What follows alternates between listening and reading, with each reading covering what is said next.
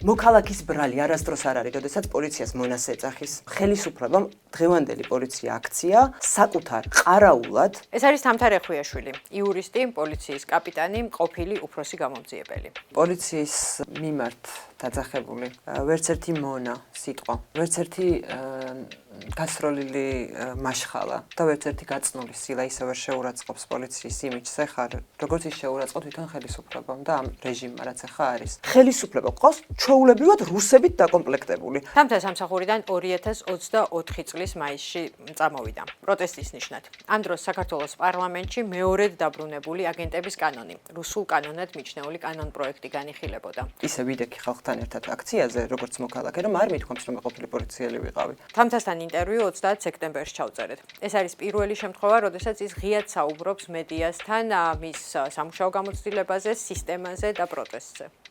მოქალაქე, რომელიც გარეთ დგას და რაღაცას იცავს, ღირსებით დგას.